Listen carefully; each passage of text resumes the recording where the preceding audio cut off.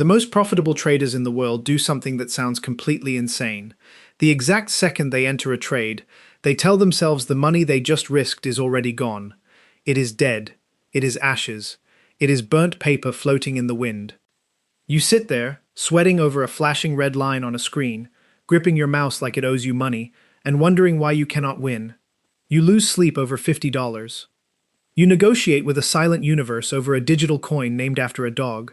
You promise you will be a better person if the price just goes back up to where you bought it. The guy taking your money on the other side of the screen does none of this.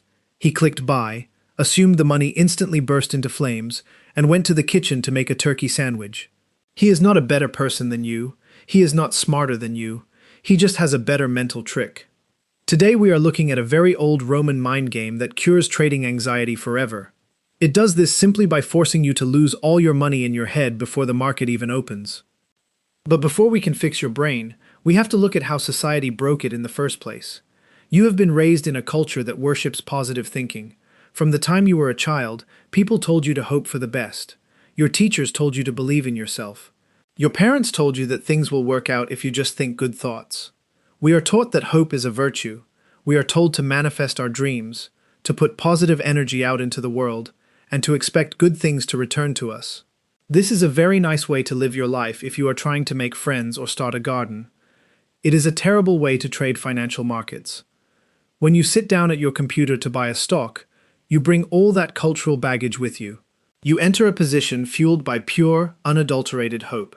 You look at the chart, you see a pattern you recognize, and you tell yourself that this is the one. This is the breakout. You expect to make money. You send positive vibes to a server farm in New Jersey, genuinely believing your good attitude will protect your capital. Then the price drops. The gap between your positive expectation and the negative reality creates a psychological collision. It physically hurts. You expected a reward, and you received a punishment. So what do? You do what society taught you to do. You hope harder. You watch a plummeting asset, you watch your account balance bleed out, you stare at a red candle that is destroying your week, and you whisper to yourself that it has to bounce eventually. Hope in the markets is not a virtue. Hope is a disease. Hope is the thing that makes you cancel your stop loss. Hope is the thing that makes you hold on to a terrible decision, because admitting you were wrong hurts your feelings. You are acting entirely rationally based on the emotional rules you were taught since birth, trying your hardest to be an optimistic participant in a world that rewards optimism. The market is math. Math does not care. You are not failing because you are weak. You are failing because you are a biological creature trapped in a rigged digital casino that was designed to exploit your biology. Let us look closely at your physical body when you are in a bad trade. You are sitting in an ergonomic mesh chair. You are drinking purified water. You are wearing soft clothes. You are perfectly safe in a climate-controlled room. But because a red candle on a chart just dropped past a yellow line on your screen, your brain starts dumping cortisol into your blood. Your breathing gets shallow, your heart rate shoots up like a hummingbird on espresso. Your brain does not know what a stock market is. Your brain is a very old piece of hardware. It was built to survive the wild. When it sees those flashing red lights, when it registers that your resources are being taken away from you, it releases the exact same cocktail of panic chemicals as a caveman being hunted by a starving tiger. You are not making rational financial decisions anymore. You are trying to survive a physical attack. The danger is completely fake. The sweat is very real. This is why you suffer from the micromanagement disease. You buy a position, and for the next 3 hours, you stare at the 1-minute chart. You watch every tiny microscopic movement of the price.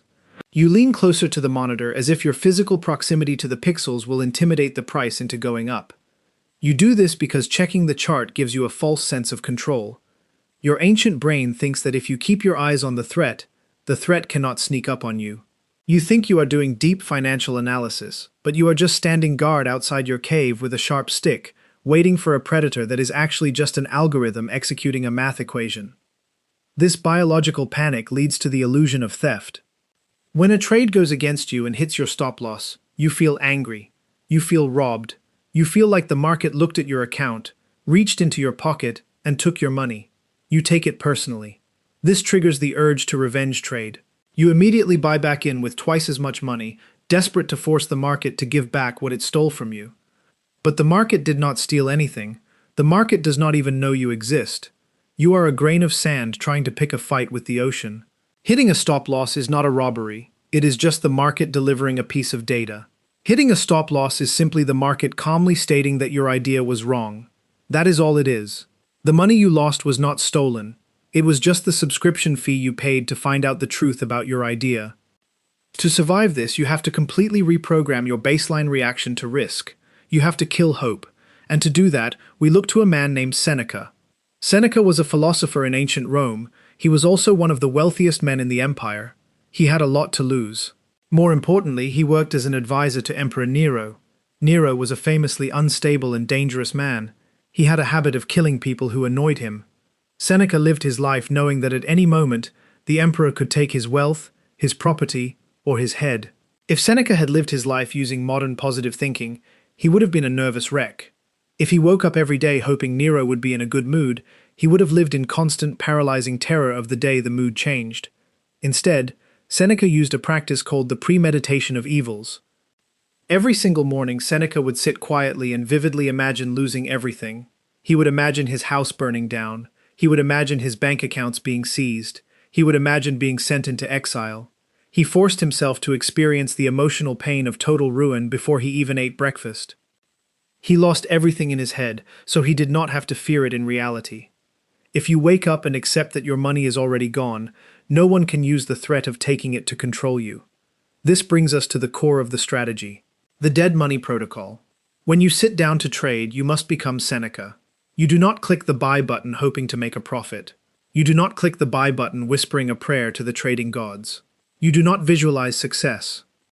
The exact moment you enter a trade and set your stop loss, you look at the amount of money at risk. Let us say it is $500. You look at that number, and you tell yourself a brutal, absolute truth. That money is dead. It is gone. It does not belong to you anymore. You have spent it. You have taken a $500 bill and thrown it into a furnace. You mentally write off the capital as a 100% realized loss. If you own a shoe store, you have to buy shoes from a supplier to put on your shelves. When you pay the supplier, you do not cry. You do not feel robbed. You do not stare at the receipt and hope the money comes back. You understand that buying the shoes is the cost of inventory. It is the cost of doing business. You cannot run the store without spending the money. Your trading account is a business. The money you put at risk is your inventory. When you trigger a trade, you are simply buying inventory. You are paying a non-refundable entry fee to the market just to see what happens next. The money is spent. When you truly accept that the money is dead, something magical happens to your biology. The panic turns off. You cannot fear losing what you have already accepted is gone. If you have already grieved the loss of the $500, if you have already planned your life around that money never coming back, the chart loses all its power over your emotions. The red candles stop looking like a tiger in the bushes. They just look like red rectangles on a glowing screen. You stop checking the 1-minute chart. Why would you check on it? The money is dead. You do not need to stand guard over a corpse. You let the trade breathe. You let the price bounce up and down through the normal noisy waves of the market without getting shaken out early, because your heart rate is completely flat. This completely flips the psychology of winning and losing. When you expect a total loss, your relationship with the future changes. We talked earlier about how expecting a win makes a loss feel like a physical injury. The reverse is also true, and it is highly profitable. When you click buy and assume the money is dead, every single green candle becomes a pleasant surprise. Think about how you currently feel when a trade goes your way. You are up $300. Are you happy? No. You are terrified. You are terrified that the market will turn around and take that unrealized profit away from you. The fear of giving back profits is just as strong as the fear of losing your initial capital. This fear forces you to sell your winning trades way too early.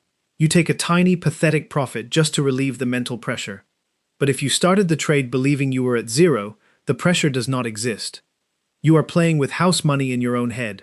You are not protecting your initial capital, because your initial capital is already dead. This psychological detachment is the only way to hold a trade all the way to a massive target. You need to view your trading account the way a casino manager views his chips. If you walk into a casino and win a hand of blackjack, the dealer does not start sweating. The pit boss does not run over and beg you to give the plastic chips back. The casino owner does not lose sleep because you took his money. They do not care. They view the chips as statistics. They know that if they run the math enough times, they will eventually get the chips back. But the gambler sitting at the table views those same chips as rent money. He views them as groceries. He views them as his self-worth. When he loses a stack of chips, he feels like a failure. When he wins a stack, he feels like a king. The gambler is riding an emotional roller coaster that will eventually make him sick. The casino manager is just running a spreadsheet. You have to stop being the gambler and start being the manager. You have to separate your net worth from your self-worth. The money in your account is not your identity. It is not your safety. It is just a pile of borrowed plastic chips that you are using to test math equations. The dead money protocol gives you a perfect, foolproof way to test if you are doing this correctly. It acts as a biological litmus test for your position sizing. Position sizing is just how much money you are risking on a single trade. Most people calculate this using a calculator. They say they will risk 2% of their account. They do the math, they type in the numbers, and they enter the trade. But calculators do not feel anxiety. The real test of your position size is not mathematical, it is biological. The next time you set up a trade, I want you to look at the amount of money you are going to risk. I want you to tell yourself that the money is dead. I want you to imagine the stop loss hitting instantly. If you do this, and you feel your chest get tight, your position size is too big. If you tell yourself the money is gone, and you immediately think about how you will have to work overtime to make it back, your position size is too big. If you tell yourself the money is dead, and you suddenly feel a strong urge to click away and look at funny videos to distract yourself from the pain, your position size is far too big. Your anxiety is a mathematical indicator. It is the most accurate indicator you have. It does not lag. It does not lie. If you cannot look at the risk and feel completely empty inside, you are risking too much.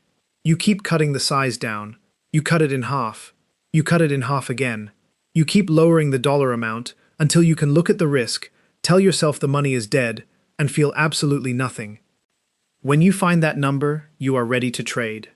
The market is a mirror that reflects your deepest emotional flaws back at you. It takes your hope, your greed, your fear, and your need for control, and it uses them to empty your pockets. It is a machine designed to punish normal human behavior. You cannot beat the machine by hoping it breaks. You cannot beat the machine by hoping it breaks. You beat the machine by refusing to play its emotional game. You accept the worst before it happens. You write off the loss before the trade begins. You treat your capital as a burnt offering to the statistics gods. When the money is already dead, the market has nothing left to threaten you with, and a trader with nothing to fear is a very dangerous thing.